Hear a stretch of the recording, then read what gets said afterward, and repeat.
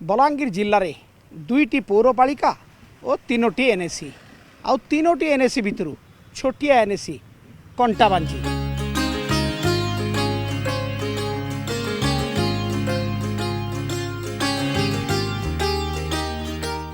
एमिति भी जिलार छोटिया सहर कंटाबांजी दादन चालाणर पेंठस्थली।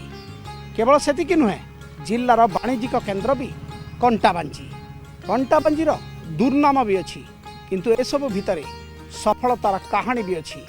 एवं कंटाबांजी ना करिछि कारण भारतीय प्रशासनिक सेवार कंटाबांजीर छात्र छात्री गोटे पर गोटे यूपीएससी क्रैक करुछंती। तेणु छोटिया सहर रे जदिओ आनुषंगिक सुविधा सुजोग नहीं केमिति उत्साहित होउछंती किए सेमानकु अनुप्राणित करुछि केमिति ए सफलतार कहानी गोटे पर गोटे जोड़ी होउछि। एते छोटिया सहररु एते बड़ स्वप्न केमती देखुचंती आसन देखिबा आमर ए रिपोर्ट छोटिया सहर बड़ स्वप्न।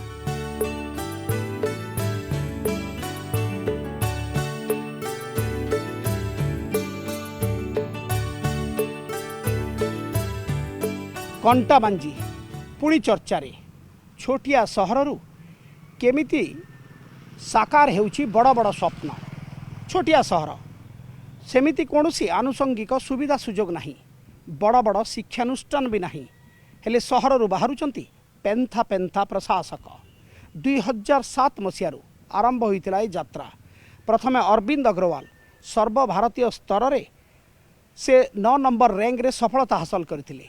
तापरे अरविंद को देखी गोटे पर गोटे प्रशासक सृष्टि करुछि कंटाबांजी। अब एथर 2020 मसीह नवल कुमार जैन सर्वभारतीय स्तर में 125 रैंक रखी कृतित्व हासिल करछंती।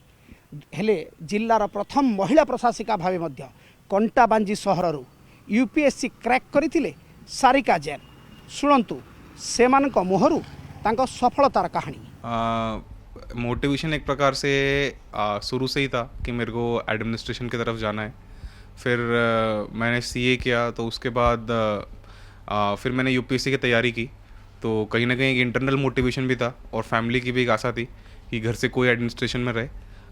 उसके बाद ही मैं दिल्ली जाके अभी आईआरएस बनाऊँ। एक तो पहले ये कॉन्सेप्ट यूटोपियन था कि ये मतलब छोटे से गांव से निकलना और इतनी बड़ी मुकाम पर पहुंचना एक इम्पॉसिबल सा लगता था। बट कंटाबांजी में कुछ सालों से आप देखेंगे लास्ट डिकेड में निकलते जा रहे हैं तो एक वो डोमिनो इफेक्ट भी क्रिएट करता है कि एक के बाद एक निकल रहे हैं। प्लस आपको गाइडेंस मिल जाती है तो कहीं ना कहीं उसका असर है कि आप अपने सीनियर से मोटिवेशन लेते हो और आशा करते हैं कि और भी कंटाबांजी से और भी आगे जाके निकलते रहें। इंस्पिरेशन शुरू से ही था एडमिनिस्ट्रेशन की तरफ जाने का। बिजनेस फैमिली होने के बावजूद मेरे घर से भी पूरा सपोर्ट रहा कि आप पब्लिक एडमिनिस्ट्रेशन में जाइए। और कहीं ना कहीं खुद से भी मैं चाह ही रहा था कि कुछ देश की सेवा के प्रति मेरा कंट्रीब्यूशन होना चाहिए। तो उसी को लेकर फिर मैं इस फील्ड में चले गया। रीज़न ये है कि पहले तो जब स्टार्टिंग में अरविंद भैया ने जब क्रैक किया था वो भी ऑल इंडिया रैंक 9th को लेके, तो कहीं ना कहीं लोगों के मन में ये एक तो बात तो बैठ गई थी कि ये इम्पॉसिबल सा नहीं है कि हम छोटे से गांव से भी निकल के इस मुकाम तक पहुंच सकते हैं। तो कहीं ना कहीं उनसे एक ट्रेंड शुरू हुआ और ट्रेंड सेटर थे और उसके बाद फिर धीरे धीरे और भी लोगों ने अचीव किया। और कहीं ना कहीं एक गाइडेंस हमको सही मिल जाती है यहाँ पर लोगों से। तो उसी की वजह है कि यहाँ काफ़ी लोग निकाल रहे हैं। अभी तो मैं आईआरएस में ही ज्वाइनिंग करूँगा और जैसे कि मेरा बैकग्राउंड भी एक सीए है तो मैं इसी फील्ड में अपना करियर आगे फ्यूचर प्रोस्पेक्ट्स देखता हूँ। दिस इज कॉल्ड डेवलपमेंट जे गुटे जगहटी गुटे चीज नथिले से तार डायमेंशनटा इंक्रीज होछि।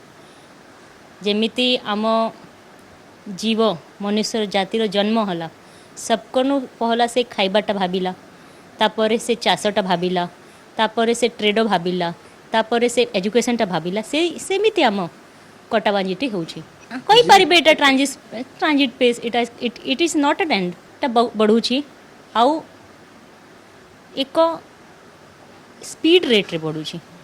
नो सर इट इज खाली सिविल सर्विस रो सक्सेस ना है। से सिविल सर्वेंटा बनिबा पाई भी से ट्रेडर पीपल रो माइंड चेंज भी रेस्पॉन्सिबल अच्छी।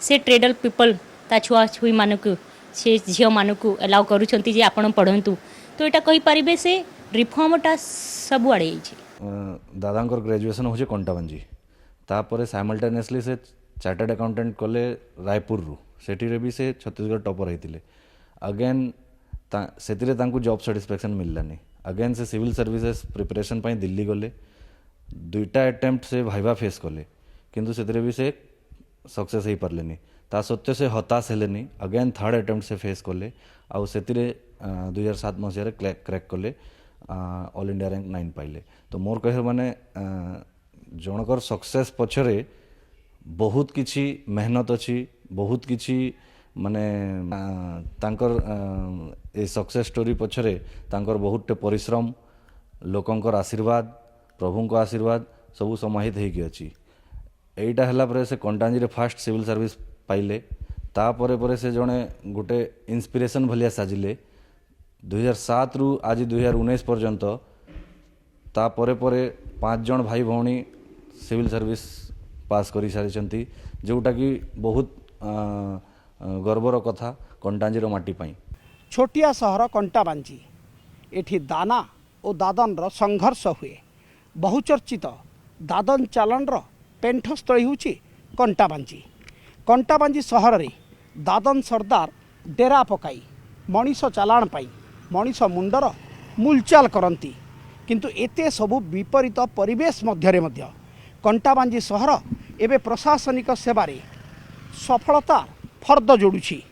मोटामोटी जदि कह जाए 2007 मसीह आज जाए 5 जन प्रशासनिक अधिकारी सृष्टि करि पारिछि कंटाबांजी सहर जदिओ कृतकार्य होउतबा समस्ते मारवाड़ी संप्रदायर बणिक संप्रदायर सेमानकर मौलिक वृत्ति होछि व्यापार वाणिज्य करवा किंतु गत किछि वर्ष धरी व्यावसायिक परिवेश भितर मध्य प्रशासक सृष्टि होइचंती।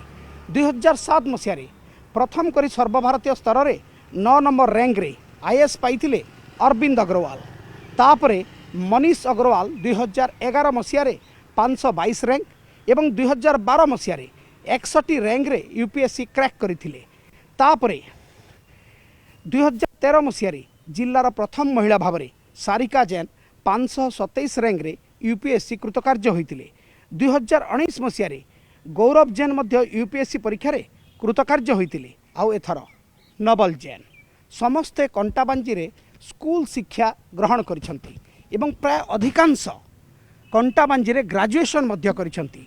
तो एथिरु जड़ा पड़ुछि छोटिया सहर रे भी साकार हो पारे बड़ बड़ स्वप्न कथारे नहीं इच्छा थिले सुजोग आपे आपे आसे यार सठिक उदाहरण हेउछि कंटाबांजी छोटिया सहर आनुषंगिक सुविधा सुजोग नहीं हेले पेंथा पेंथा प्रशासक सतरे छोटिया सहर रे भी वास्तव हो पारे बड़ बड़ स्वप्न केवल दरकार जोश और जुनून।